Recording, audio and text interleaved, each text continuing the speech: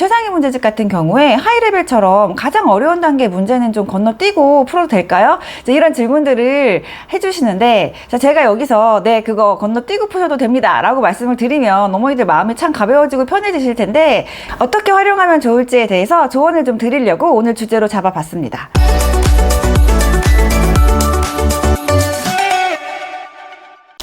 안녕하세요, 준주쌤입니다. 여러분 잘 지내고 계신가요? 이제 끝나지 않을 것 같던 더위도 끝이 보입니다. 끝이 보이고 이제 벌써 9월이 돼가지고 이제 가을이 온 것처럼 선선한 바람이 불고 있는데, 제가 영상을 자주 못 올려서 너무 죄송한 마음을 가지고 오늘 짬을 내서 카메라를 켰습니다. 오늘 주제가 우리 심화 문제집 이야기를 좀 해보려고 하는데요. 집에서 저는 이제 계속 항상 진도를 나가는 것도 중요하지만 심화학습을 꼭 병행을 하면서 같이 나가야 된다고, 그게 중요하다고 이제 항상 심화학습의 중요성을 강조하고 있는 선생님인데, 이제 그러면 어머니들이 또 이런 질문을 많이 하세요. 심화의 중요성을 이제 알아서 저도 아이들을 이제 집에서 심화학습을 시키려고 하는데 너무 어려워해서 힘들어요. 그래서 이런 뭐 예를 들어 최상위 문제집 같은 경우에 하이레벨처럼 가장 어려운 단계 문제는 좀 건너뛰고 풀어도 될까요? 이런 질문들을 해주시는데, 제가 여기서 네, 그거 건너뛰고 푸셔도 됩니다 라고 말씀을 드리면 어머니들 마음이 참 가벼워지고 편해지실 텐데, 어떻게 활용하면 좋을지에 대해서 조언을 좀 드리려고 오늘 주제로 잡아봤습니다.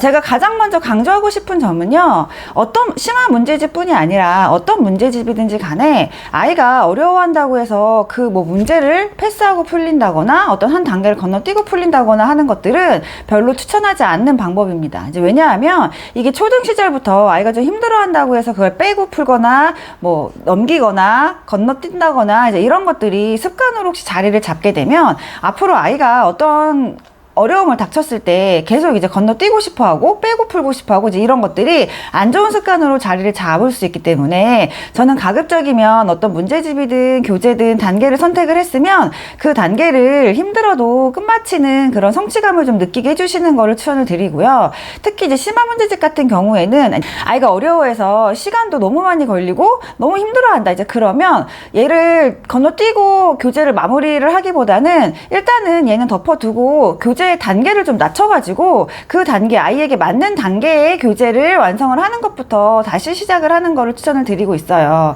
특히 이제 하이레벨, 최상의 이제 하이레벨 같은 걸 예를 들어보면, 이런 단계는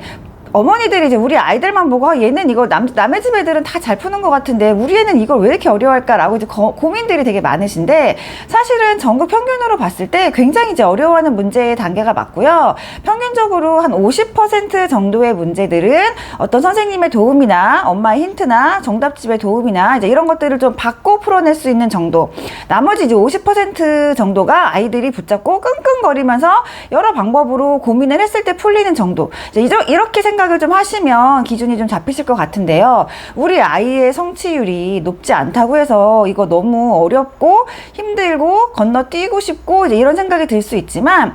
많은 아이들이 평균적으로 봤을 때 한 절반 정도의 문제들만 아이들 스스로, 그것도 끙끙거리면서 매달려서 풀 수 있는 문제 정도의 수준이다 라고 생각하시면 좀 마음이 편해지실 거라고 생각이 듭니다. 그래서 이렇게 단계를 건너뛰기보다는 제가 추천드리는 가장 좋은 방법은, 내가 일단 이 교재를 선택을 했다면 어떻게든 끝까지 마무리를 짓는 데 의의를 두고, 가장 어려워하는 단계에서는 아이가 풀 수 있을 것 같은 문제 몇 문제라도 일단 골라서 풀려보시는 거예요. 처음부터 아이에게 다 이걸 맡기고 처음부터 끝까지 네가 다 한번 풀어봐 이렇게 주기에는 너무 부담스러울 수 있으니까, 아이가 좀 힘들어한다면 봐서, 어머니들이 좀 이렇게 봐서, 아니면 정답집의 풀이를 좀 봐서 이거는 우리 아이가 좀 해볼만 하다라고 생각되는 절반 정도의 문제를 먼저 선별을 해가지고 이제 그걸 아이에게 이제 풀어보게 하신 다음에, 그 다음에 나머지의 문제들은 어떤 힌트나 부모님의 도움이나 해설자의 도움을 좀 받아가지고 끝까지 풀어내려고 하는 이제 그런 경험을 좀 해주시게 하는 게 앞으로의 심화학습을 하는 데 도움이 되실 거라고 말씀을 드립니다.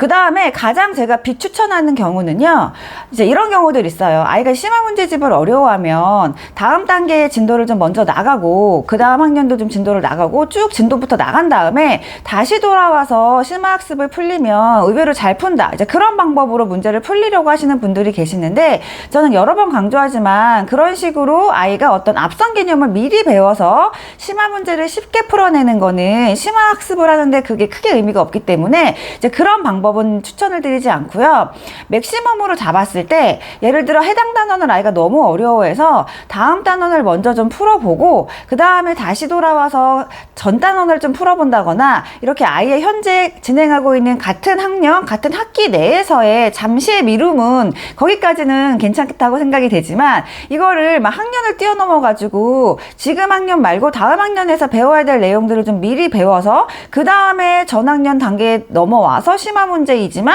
좀 손쉽게 문제를 풀게 한다. 이런 방법은 크게 효과가 없기 때문에 저는 가능하면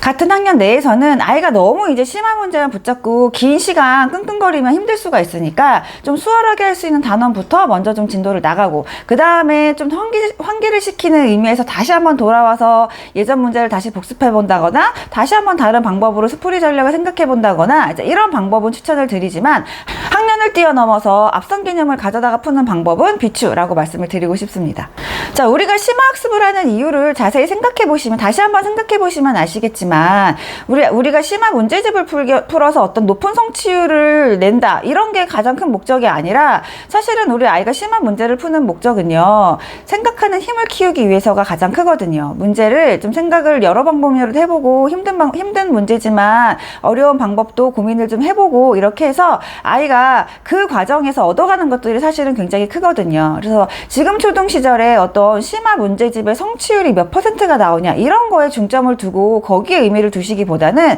우리 아이가 결국에는 시간이 걸렸지만 이런 문제를 해결하려고 여러 방면으로 생각을 해봤고 그 과정에서 사고력이 커졌다는 거에 의미를 좀 두시는 게 좋을 것 같아요. 이게 우리 아이가 지금 현재 심화 문제집을 어려워했지만 앞으로 계속 어려워한다는 보장은 없거든요. 그래서 지금 힘들지만 이 과정을 잘 뛰어넘고 나면 그 다음에 심화 문제집을 풀 때는 조금 더 속도도 빨라지고 조금 더 익숙하게 풀어낼 수 있기 때문에 지금 당장 힘들다고 가장 어려운 단계의 문제를 패스하고 다음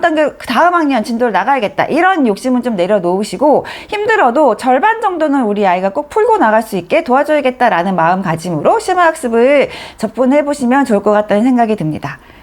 그리고 만약 집에서 우리 아이의 심화 수학을 진행을 하고 계신다면 심화 수학을 진행하는 동안만큼은 아이에게 시간제 학습법보다는 분량제 학습법을 좀 추천을 드리거든요. 그러니까 시간제 학습법이랑 아이에게 뭐 오늘 우리는 수학을 1시간 동안 공부할 거야 라고 이제 시간을 좀 정해주고 그 안에서 아이에게 수학 학습을 시키는 걸 시간제 학습법이라고 한다면 자, 분량제 학습법은 자, 우리 오늘 수학 2페이지 풀어보자. 수학 문제 뭐 3문제 풀어보자 라고 아이가 오늘 끝내야 될 어떤 분량을 좀 정해주고 그 분량을 맞춰야지만 오늘의 학습을 완료했다라고 보는 학습법인데요. 다른 과목들은 뭐 아이의 취향이나 아이의 성향에 맞춰서 시간제든 분량제든 적절한 방법으로 활용을 하시는 걸 추천을 드리지만 저는 심화학습을 할 때는 아이에게 적당한 분량을 먼저 정해주시고 근데 이제 그게 과하면 더 오히려 독이 되기 때문에 힘들어하는 경우에는 하루에 한 문제라도 아니면 뭐 이틀에 한 문제 아니면 좀 역량이 되는 친구는 뭐 하루에 한 페이지 이렇게 아이의 수준에 맞게 분량을 정해놓고 그 분량을 해결을 했을 때 성취감을 느낄 수 있도록 대신에 시간은 충분히 주고 충분한 시간을 가지고 문제를 접하고 생각을 많이 해보고 이제 이렇게 시간을 좀 충분히 쓸 수 있는 것도 우리 초등 시기에 가능한 일이기 때문에 초등 시기에 심화학습을 한다고 하면 저는 시간제 학습보다는 분량제 학습을 선택을 해가지고 잘 활용을 하시는 방법을 추천을 드립니다.